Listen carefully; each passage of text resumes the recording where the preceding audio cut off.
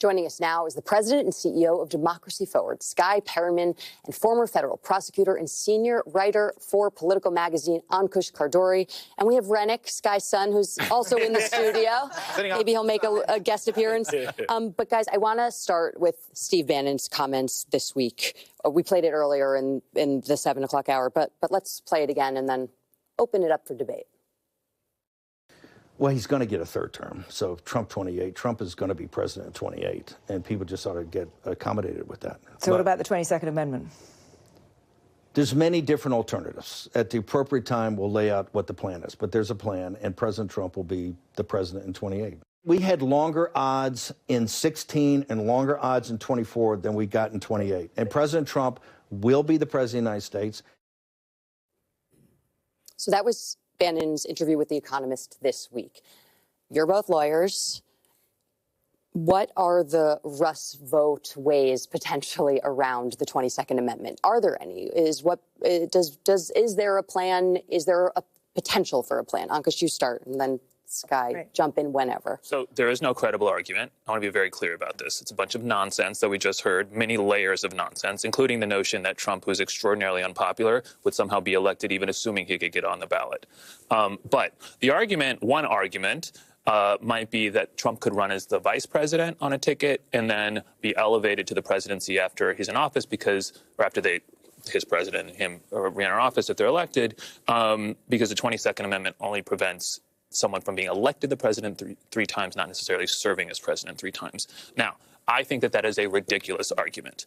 But Russ Vogt and the conservative, well, I wouldn't even say conservative legal establishment, I would say the Trump legal establishment, often offer crazy, unprecedented, and unsupported legal arguments. That they then follow through on. But I want to be very clear. I don't want to suggest that I'm lending any sort of credence whatsoever to this theory. Skye, but this is sort of, to me, this reminds me of what Putin did in Russia. He was the president, then stepped back, and Medvedev stepped in, and then Medvedev stepped back, and he went back to the presidency. Well, you know how he loves Putin. Well, he does. And, there's no credibility in what, under the Constitution, but the Constitution hasn't mattered to this president. The American people, unfortunately, haven't mattered to this president. And so I think the question is, why is Steve Bannon saying this now? And that is because this is another attempt to normalize things that are not normal, that are harmful to people, and that are unconstitutional. Why did they decimate the East Wing of the People's House this week? To normalize a notion of a person acting as a dictator, acting as a king, trying to exert power. And so what I think you see the American people saying in the millions of people that turned out last weekend, I think what we see is the American people saying, no, we're not going to allow you to normalize this. But that is why. Why are they doing that now? It is to start normalizing things that should not be normal, that are not normal, and that beyond that are harmful and unconstitutional. And, if Donald Trump runs as the vice president, maybe Barack Obama should run as somebody's vice president. Let's see how that shakes out. And he does the same thing as Trump. I don't know. I think this ties into what Skye said, but I thought Molly Jong-Fast offered some useful thoughts on the subject a couple of days ago. She did not take this terribly seriously. She said Bannon says all sorts of things.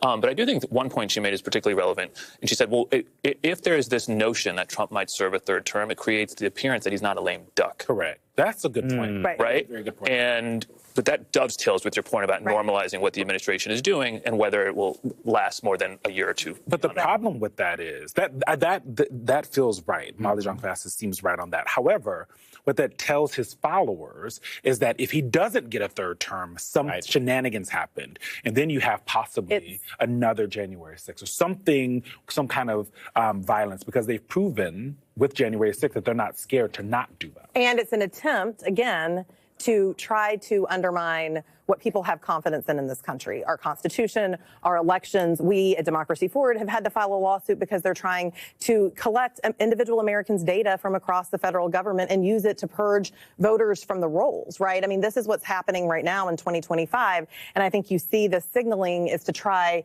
to start normalizing and creating a reality that should not exist. Y'all stay in court. Y'all had a we're winning in court. You guys have a new investigation you announced into his proposed $230 million self-payment. Where the president has said that he wants $230 million of, where's the camera at? Of y'all's money. This is y'all's money, okay? he's going to pay himself with y'all's money because he was investigated and cases were brought against him. The American people do not owe Donald Trump $230 million. Let's just start with that. And it is, it's really such a miscarriage of justice, but also such a signal about what this president's doing. We're investigating it. So are members of Congress. This is not lawful. It's unconstitutional. It's unprecedented. We will definitely you'll be seeing more on that. Where did they get 230 from? What's the? This is a claim he made, but Donald Trump has said he has just filed.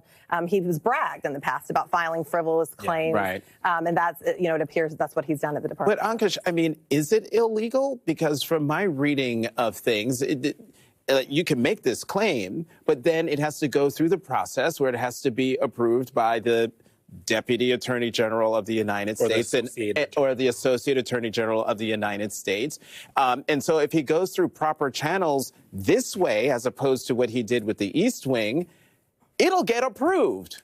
Why? I do think there's a pretty decent chance that a request could get approved for the reason you described. No, but look, all the levers of control are within the Justice Department. The approvals are within the Justice Department. I'm going to defer on the legal question because I'm sure Skye and her colleagues have things that they're working on this regard, and we should withhold judgment until we get a full airing out of those arguments. But at first blush, it would seem that it's a discretionary judgment that's up to the government. And it's up to Todd Blanche. Yes, that's what I'm trying to get you to say. Todd Blanche and the people who were his personal attorneys, who are the ones who will be in line to sign off. The entire Trump DOJ leadership is Trump's former personal attorneys in various capacities, and either on the criminal side or civil side. I mean, the whole thing. The front office of the Justice Department basically reports directly to Trump. Right. It's dirty. It just feels dirty. It's layers and layers of corruption. The president should not be paid while he is the president other than his salary. That is clear in our Constitution. And this is layers and layers of corruption. And so what we think is so important is that the American people, which they are, they're paying attention to this. They're paying attention to the East Wing. There are people that have never set foot in the East Wing that are deeply concerned about this because it is a metaphor for what this president is trying to do to America, to the American people, and to American democracy. And the donors. We're going to keep and we're going to keep pushing on this. But I mean, it is ridiculous to think that this president believes the American people owe him millions and millions of dollars. One more thing. You know who else is paying attention to what's going on with the Trump administration? The Center for American Progress released a very interesting tool, and it is a tracker of the Trump family income since the 2024 re-election. I'm just going to read this. Trump and his family have amassed more than $1.8 billion in cash and gifts, probably that used plane, from leveraging the presidency for personal gain, including more than $1.2 billion in crypto gains alone. The president has made more than $2 billion in cash from crypto since the start of the ongoing federal... sorry. Not billion. I apologize. $1 million in cash. Slightly less egregious. From crypto since the start of the ongoing federal government shutdown. But that's also that's the page out of Putin's book, right? I mean, people know the word autocracy now in the United States. People are talking about oligarchy, but there's also kleptocracy, right? Which is this notion of a leader that is trying to profit off of the American people in this case. And he's not just profiting off of it in real time. He's also overseeing potentially the largest shift in our public markets and how we regulate the crypto industry and setting the runway for a lot more profit. He's already dramatically changed the regulatory environment around crypto with the pardons. With the withdrawal of various We've talked about this before. There's no such thing as white collar and this is correct. White collar investigations. But, one of the principal checks against abuses in the crypto industry was the prospect of criminal liability.